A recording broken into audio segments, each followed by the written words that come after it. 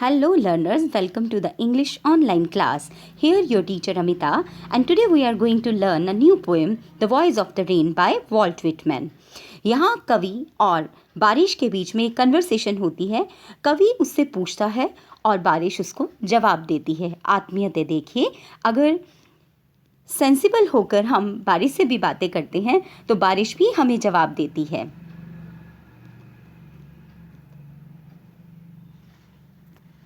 Let's see how. And who art thou? Said I to the soft falling shower, with strange to tell, give me an answer as here translated. कवि कहता है, उसने बारिश से पूछा, और तुम कौन हो? तो आगे विचित्र बात यह है कि उसने कवि को उत्तर दिया जिसका ट्रांसलेशन कवि यहाँ पे कर रहे हैं। I am the poem of the earth, said the voice of the rain. Eternal I rise impalpable out of the land and the bottomless sea.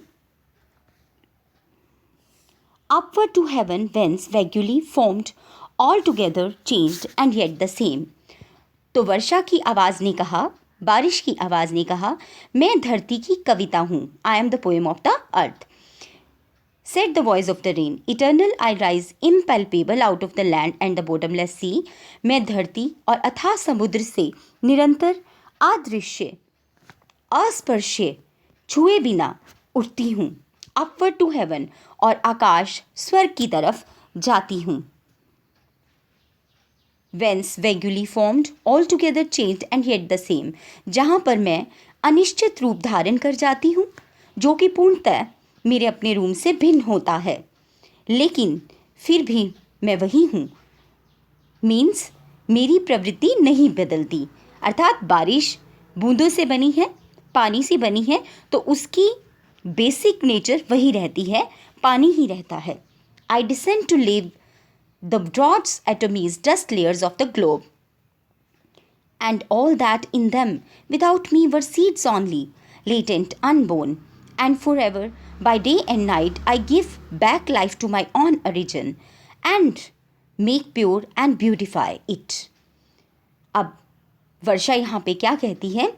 मैं सूखे स्थानों पर ड्रॉट, छोटे छोटे कणों एटॉमीज, डस्ट लेयर्स, पृथ्वी की धूल की परतों को, और उन्हें जो मेरे केवल बीज मात्र ही थे और छुपे हुए थे, लेटेंट, अनबोर्न, अभी उत्पन्न भी नहीं हुए थे, and for ever by day and night, तो मैं ऐसे अनबोर्न सीड्स को नहलाती हूँ। By day and night I give life to my own origin, दिन रात सदा मैं अपने यानी कि उत्पत्ति स्थल पृथ्वी, अर्थ, धरती को जीवन लौटाती हूँ। I give back to my life my own origin, तो मैं अपने ओरिजिन को ज़िंदगी वापस लौटाती हूँ। And make pure and beautify it, और उसे सुंदर और स्वच्छ बनाती हूँ। प्योर स्वच्छ, ब्यूटिफाई सुंदर, तो उसे सुंदर बनाती हूँ। कहने का भाव यहाँ ये है कि वर्षा बीजों को अंकुरित करके उन्हें जीवन देकर धरती को और भी खूबसूरत बना देती है। Now last two lines. For song issuing from its birthplace after fulfillment, wandering wrecked or unwrecked, duly with love return. My dear learners, आप देख रहे हैं कि यहाँ सारी पोएम ब्रैकेट के अंदर नहीं है क्योंकि ये वॉइस ऑफ द रेन है, लेकिन लास्ट की ये 2 लाइन्स ब्रैकेट के अंदर रखी हुई है क्योंकि ये पोइट के वर्ड्स हैं, वॉल्ट विटमैन के शब्द हैं, उन्होंने ये शब्द कहे हैं।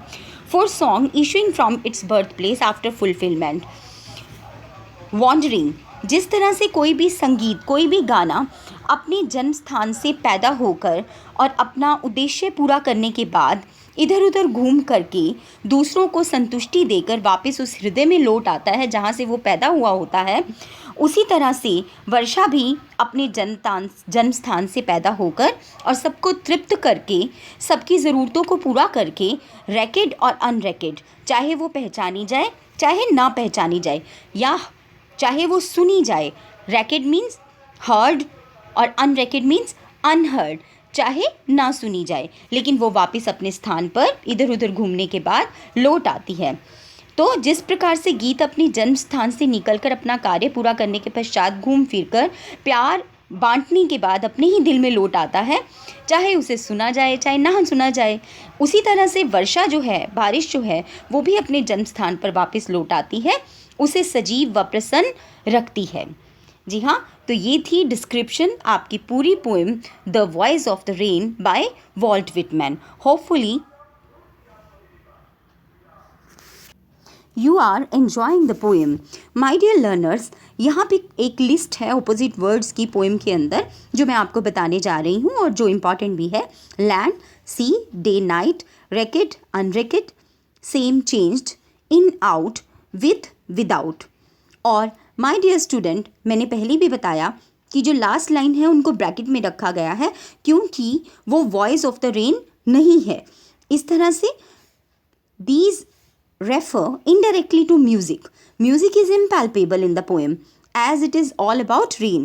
So rain can be compared to music. So the last two lines contain an extended meaning of the rain in an indirect manner.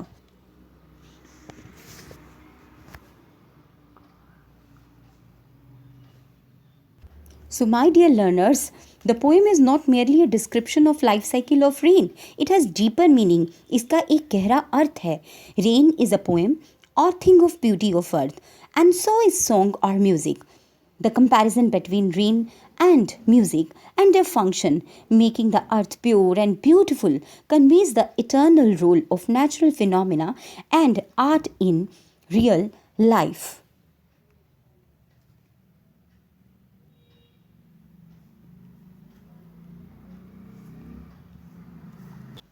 There are two participants in this poem.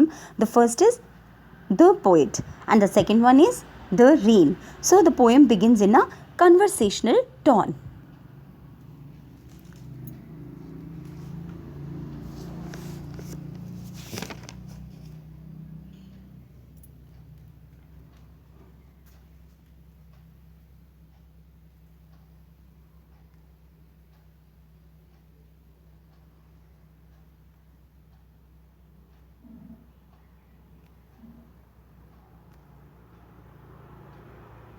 Dear learners, I am going to tell you the meanings of difficult word.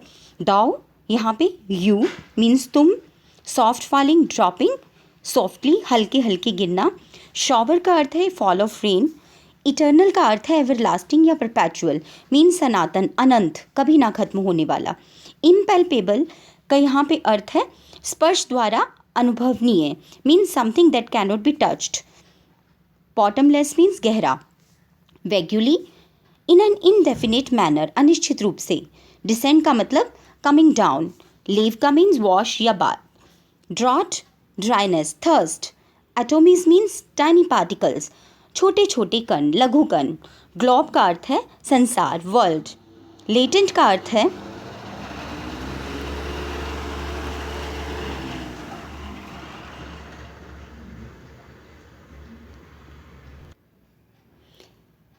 अनबोन का अर्थ है not born, origin source of earth, fulfilment means completion या accomplishment, recked means cared about और paid heed to, duly means rightly या properly. So these were the meanings of difficult words.